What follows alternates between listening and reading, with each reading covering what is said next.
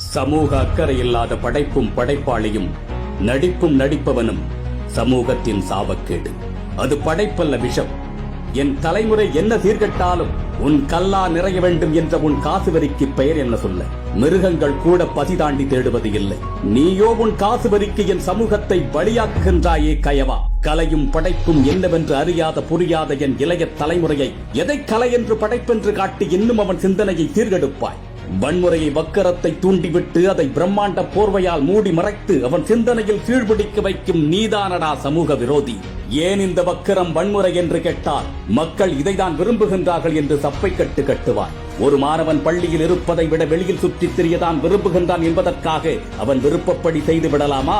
ஆபாச படங்களை பிள்ளைகள் விரும்புகின்றார்கள் என்பதற்காக வீட்டின் மத்தியில் வைத்து போட்டு காட்டி விடலாமா? அதற்கும் மேல் கேட்டால் உலகப்படம் என்று ஒரு ஒற்றை பொய் சொல்வீர்கள். உலகம் உண்ணும் உணவுதான் என்னுடைய உணவா? உலகம் உடுக்கும் உடைதான் என்னுடைய உடையா? உலகம் கொண்ட பண்பாடுதான் தமிழர் மரபா? அவனுக்கு வழிகாட்ட வள்ளுவம் உண்டா? புறநானூறு உண்டா? எது அவனது வழிகாட்டி? உன் வக்கிரத்தை வெளிக்காட்ட ஆபாச காட்சிகளை வைத்துவிட்டு ஹாலிவுட் தரம் என்று ஒருபோதும் சொல்லாதே. உன் மனசாட்சியை தொட்டு சொல். அந்த காட்சி இல்லாமல் அந்த படத்தை உருவாக்க முடியுமா, முடியாதா?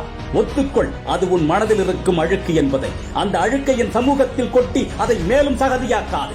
நடிகாவோ நடிகா, உன் செய்கை எது நடிப்பென்று புரியாமல் உன்னை தலைவன் என்றும் புரட்சி என்றும் போராளி என்று சொல்லும் ஒரு கூட்டத்தை புத்தி மழுங்கிடச் செய்திடவே தினமும் நீ நடப்பாய். என் ரத்தவன் போல் நடிப்பாய். ரம்மி விளையாட அழைப்பாய். புரட்சியாளனாய் நடிப்பாய். ஒருவன் விலை கொடுத்தால் நீ பொருளாவாய்.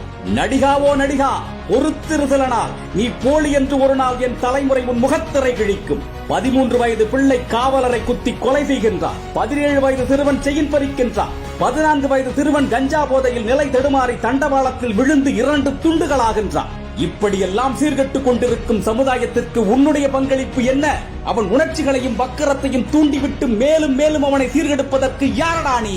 நாடி நரம்பு புத்தி சிந்தனை அனைத்திலும் அறம்பூறி போன ஒரு சமுதாயத்தின் சிந்தனையில் வக்கரத்தை வன்மத்தை விதைக்கும் நீதானடா என் சமூகத்தின் முதல் விரோதி. யார் சீர்கெட்டாலும், என் தலைமுறை சீரழிந்தாலும் எதை வேண்டுமானாலும் செய்து உங்கள் திரைப்படத்தை வெற்றி பெற செய்யலாம், காசுக்காக எதையும் செய்யலாம் என்று துணியும் நீங்கள் எல்லாம் கலைக்கு மகன்கள் அல்ல, விலைக்கு மகன்கள்.